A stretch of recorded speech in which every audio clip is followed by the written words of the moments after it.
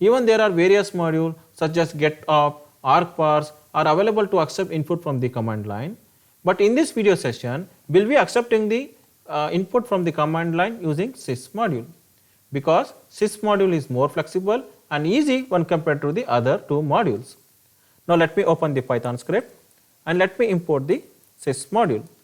In order to import the sys module, you need to type import sys. So we will talk about what do you mean by module, what does the module contain, how to import the module, and what are the various ways to import the module in upcoming session. If you want to assign the value 10 to the variable a, you need to type sys argv and index number. In the same way, for the variable b, if you want to store the value 20 to the variable b, you need to type sys argv and index number.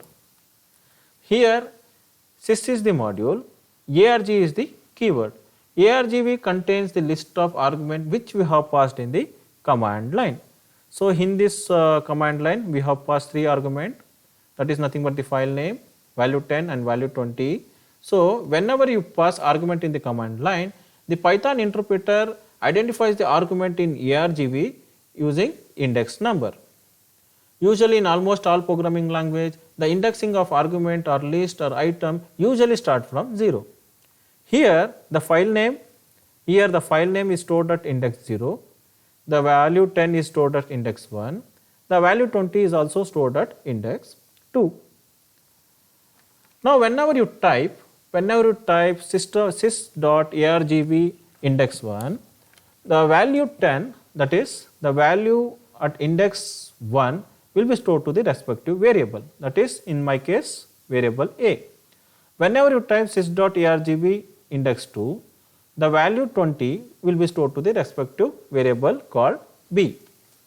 Even we can print the index number 0. Let me print even index number. Let me see what is the index of argv 0. I am going to say sys.argv and index 0. Now let me save the file. Now let me run the program. So now let me run the program. Yes, now the Python interpreter is printing the corresponding value, and as I told that whenever you pass the argument to the Python interpreter, all the arguments will be stored in argv. So test.py will be stored at index 0, the value 10 will be stored at index 1, the value 20 will be stored at index 20. Even you can verify here, we have got test.py, that is nothing but the file name. And we are getting even we can pass the argument in the command prompt, though the Python interpreter is accepting the value from the command line. Now in this way you can accept the value from the command line. Now if you observe the output, so from the output it can be observed that even sys.argv is also accepting input in string format only. So in order to accept integer number, you need to typecast. So how to typecast? We have seen in our previous example, we have done for our input function. So once again you should do the typecasting as you have done for your input function. Now let me try. I am going to say end of this.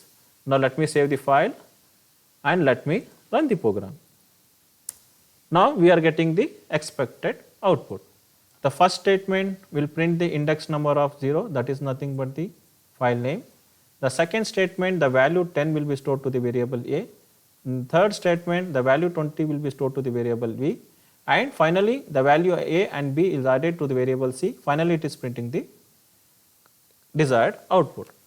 Even you can pass the command line argument in the Python interpreter. For that, you need to go to the run option. Under run, there is something called run customize.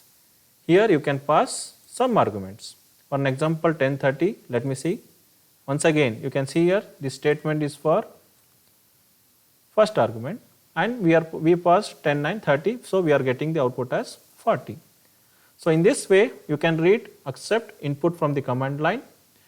That's it for this video. In the next video I am going to come with the newer concept. Thank you.